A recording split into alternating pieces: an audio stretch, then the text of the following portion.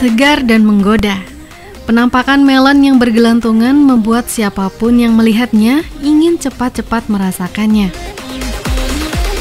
Hampir 300 batang melon tumbuh subur di lahan budidaya melon golden hidroponik di Laboratorium Lapangan Fakultas Pertanian Universitas Palangkaraya.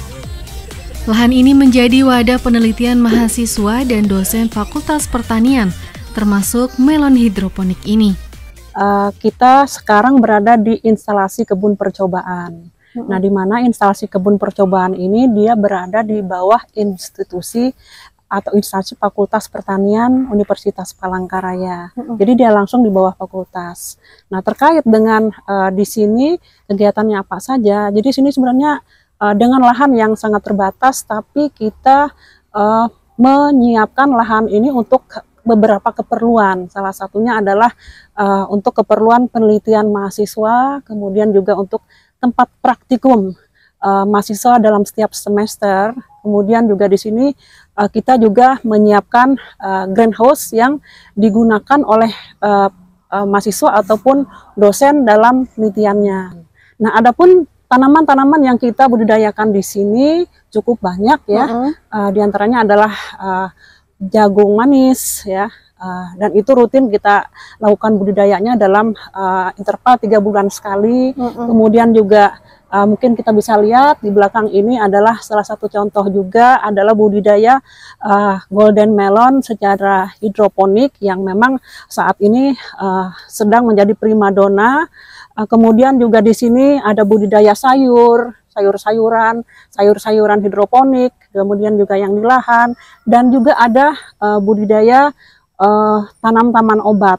Selain itu juga di belakang itu ada tempat beternak jenis ikan lele dan sebagainya. Jadi cukup banyak kegiatan yang kita handle di instalasi kebun percobaan ini, yang mana pada prinsipnya adalah di sini kita ingin menciptakan mahasiswa yang tidak hanya mereka nanti lulusnya menguasai bidang akademik dari segi teori, tapi materi juga, aja Bu ya. Iya, tapi juga mereka di sini mampu bisa mengelola lahan itu menjadi suatu lahan yang produktif dengan budidaya tanaman-tanaman yang kita budidayakan di sini.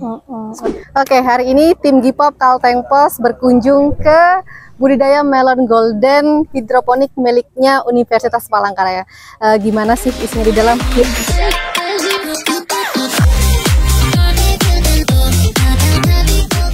Sore Mas Dwi. Iya, selamat sore Mbak. Perkenalkan dulu, Anissa dari Kalteng Pos. Dwi Hadi Wibowo Hadi gitu. Mas Dwi ini mahasiswa di Fakultas Pertanian Universitas Palangkaraya gitu ya? Saya kebetulan baru wisuda Desember kemarin. Oh, sudah wisuda. Oke. Jadi tempat ini tuh tempat apa itu namanya? Memproduksi apa? Pembibitan melon atau gimana? Nah, kalau di sini dikhususkan untuk budidaya melon hidroponik. Kenapa dipilih hidroponik? Karena kita mengejar untuk kualitas premium. Nah, kalau di lahan kita kan agak susah. Nah, kalau di hidroponik nanti kalau waktu panen kan hasilnya bisa maksimal, terutama dari segi rasa gitu. Oke. Kalau dari jenis sendiri nih melon apa sih Mas? Nah, kalau jenis sendiri ini ada melon golden kinanti, varietasnya golden kinanti dari Tunas Agro gitu. Oke, bisa dijelaskan sedikit nggak Mas, apa varietas melon itu apa aja gitu dan punya ciri khas rasa, warna dan keunikannya masing-masing seperti itu? Oh, kalau varietasnya itu sangat banyak sekali ya Mbak. Nah, kalau untuk dari segi rasa, yang rasanya bisa manis pun juga banyak sekali gitu. Nah, kita kenapa milih golden? Karena di sini kalau mateng bisa warnanya kuning seperti emas, seperti itu. Dari segi rasa juga rasanya sangat manis ketika sudah masak, seperti itu. Ada berapa jenis sih Mas? Nah, kalau melon sendiri ada banyak sekali jenisnya Mbak. Ada yang ada netnya, kayak ada jaring di luarnya tuh ada, warnanya hijau. Yang halus ya? Ini yang halus, nggak ada netnya, nanti kalau mateng warnanya kuning.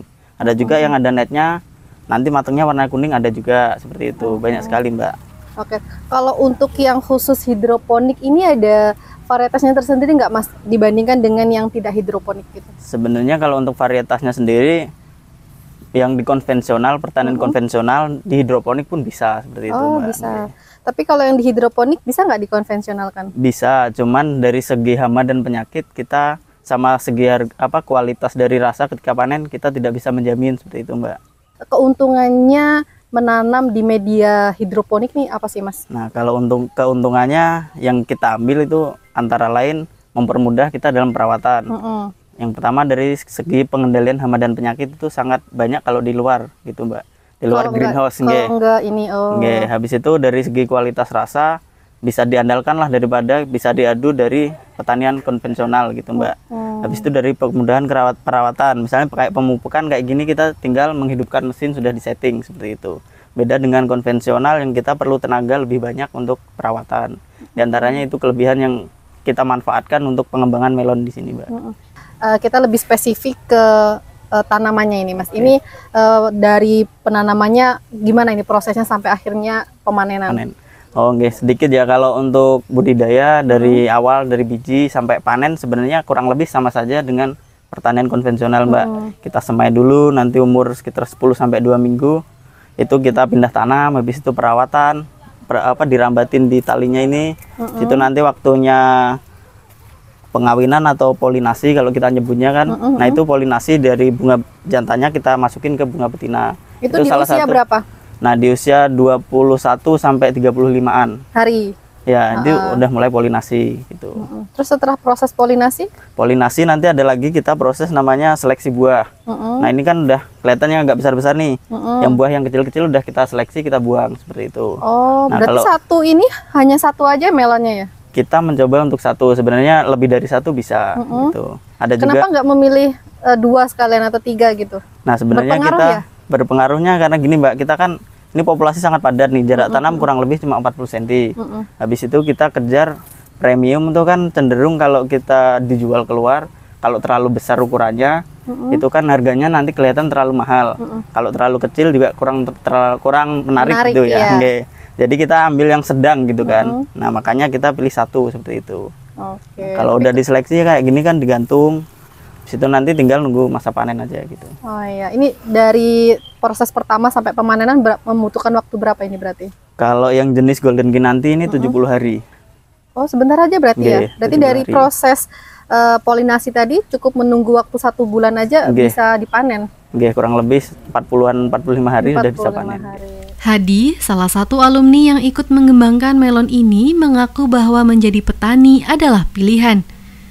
Bukan tanpa alasan, petani milenial memiliki potensi dari sisi finansial maupun peluang kesempatan. Mungkin Mas sebagai pelaku di dunia pertanian ini, gimana sih hasilnya dari 2018 sampai saat ini, menjanjikan nggak sih dunia pertanian ini? Alhamdulillah bisa membiayai saya sampai lulus kuliah gitu. Oh, berarti kuliah dari hasil bertani? Dari hasil bertani, Alhamdulillah bisa, cukup lah, lebih malah bahkan. Oke, berarti ini kan Masnya kuliah di pertanian dibiayai hasil bertani. Berarti sebelum kuliah sudah paham bertani dong? Kalau sebelumnya dari SMA memang kebetulan seperti Mbaknya bilang orang tua petani gitu. Walaupun nggak signifikan di sawah, di ladang, cuman sedikit tahu ngerti lah seperti itu dunia pertanian gitu Mbak. Untuk pasar sendiri gimana sih Mas? Nah, kalau pasar nih ya pasarnya otomatis kita target yang ekonominya penghasilan mereka di atas 10 juta ke atas seperti itulah. Ibaratnya karena kita kan kejar premium dan harga melon premium pun di market modern pun lumayan mahal gitu, bisa mencapai 50 sampai 75.000 per kilogram seperti itu. Berarti ini marketnya di mana ini? Di Palangkaraya? Di Palangkaraya masih sementara Mbak, masih kurang lah kalau kita di Palangkaraya seperti itu. Di retail modern atau di tradisional? Kita masih langsung ke konsumen. Kalau ke retail kan kita harus supply continue seperti itu Mbak ya. Nah, itu yang kita masih persiapkan lahan juga dan lain sebagainya itu Mbak. Oke, mungkin Mas ini sebagai penutupnya harapan atau ajakan Mas lah kepada anak-anak muda untuk terlibat mau bertani gitu, menjadi petani milenial gitu. Teman-teman yang muda, saya harap jangan kita melihat profesi yang berseragam, yang rapi seperti itu. Tapi kita kalau sungguh-sungguh kita serius dalam menjalankan usaha, apalagi pertanian, itu tidak bakal ada matinya. Karena setiap ada kehidupan pasti kita perlu pangan. Mungkin sekian dari saya.